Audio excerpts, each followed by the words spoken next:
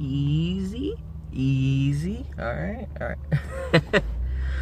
Hey everyone. This is a little bit different, isn't it? So I went out to go see Sicario 2, Day of the Saldado.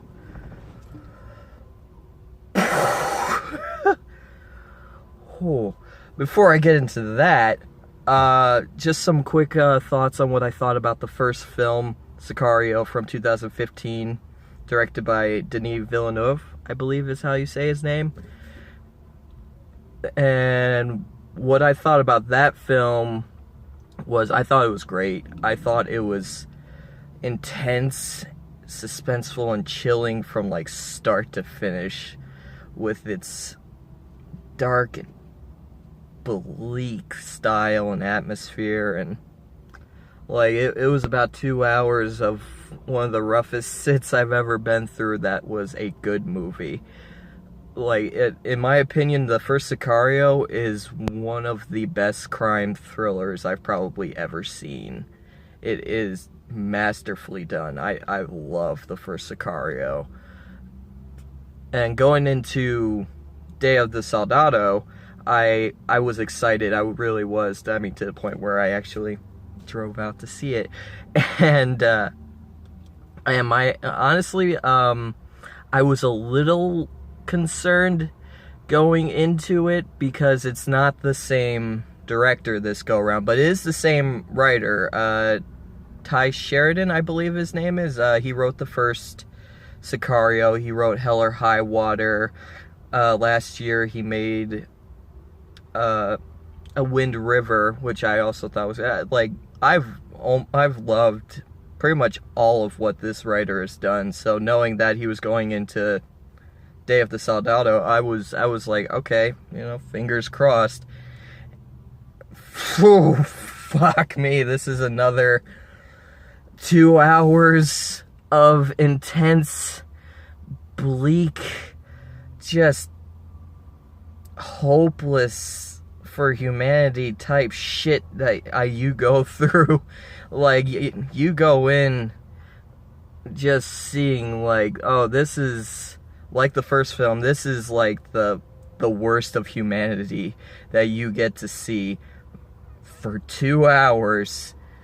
And it's intense. It really is. It's intense. It's downright scary in parts, because it's just showing you basically how evil us as people can be. What terrible atrocities we can do to one another without blinking. And it's intense. And I honestly kind of love this movie. Like, so far, out of all the Josh Brolin movies of this year, I think this might be my favorite one, because it's fucking so intense from start to finish. Like, for the first couple of minutes, I was like, okay, I'm being launched back into this world a little bit. I don't feel like it's as intense as the first, but it's good so far. And then 20 seconds later, I'm like, fuck me. Oh yeah, it's pretty intense. All right, to get into what this movie is about, Josh, without any spoilers, I don't want to really spoil anything here, but if you haven't seen the first film, honestly, this is it's okay to go into this without seeing the first one, even though I highly recommend you see the first film because it's great. But this one stands on its own, which I really like about that and appreciate about it. Anyways, what this is about is Josh Brolin is hired by the U.S. government to pretty much start a war between Mexican cartels to basically take each other out, because things have gone even worse since the first film and has started to really transfer over into America. So Josh Brolin is hired on to kidnap the daughter of a cartel boss. I guess you'd call him a cartel mafiosa. And along with him comes Benicio del Toro, who is great in this movie as well as the first. Like, he's just cool about everything. He's got this presence that's just like, he holds a lot of history in just his eyes, and a lot of weight, especially when it comes to talking about some things about his past.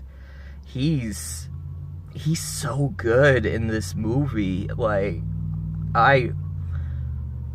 he's charming in some spots in odd places, and I like that, because the rest of the time he's cold and intense as shit. And because of some of the events that happened in the first film, you honestly don't know when he's just gonna randomly possibly shoot someone.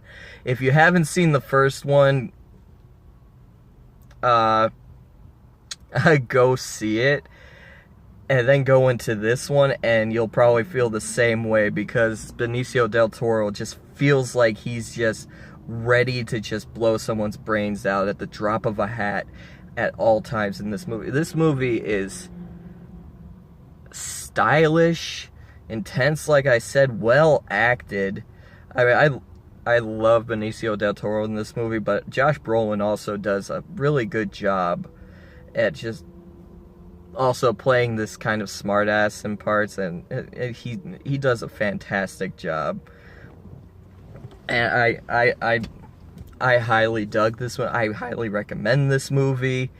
If you like crime thrillers, this is a great one. This and the first film. I don't know, honestly, how to stack this exactly with the first film, whether it's better or on par or not. You know, it's tough, but literally just coming out of it right now, I loved it, and I strongly suggest that you go out and see this movie, because it's freaking great.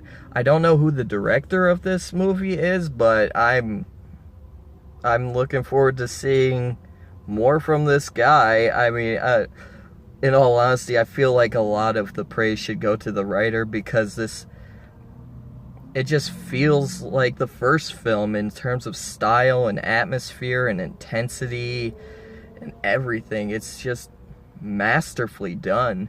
And coming out of the first one, I didn't think that it needed a sequel by any means. Everything was all wrapped up in a tight little bow, and I was like, I'm good with just one. Now I'm kind of hoping for a trilogy, honestly, with these characters that they and with this dark stuff that just happens. Like, it just feels like, dear God, do I fear living in Texas? Because a lot of this takes place at mainly the border, but I mean, a lot of it takes place in Texas, and it's just kind of terrifying. So, yeah, go check this out. It just came out last week, Thursday or Friday or whatever, and I'm a little bit late, but seriously, if you feel like, you know, feeling hopeless and depressed for the rest of your night, this is a good one, along with the first one. You'll have a great double feature and probably want to hang yourself. No, but seriously, that's all I got on the film. I'm gonna go home and just cry now. Later.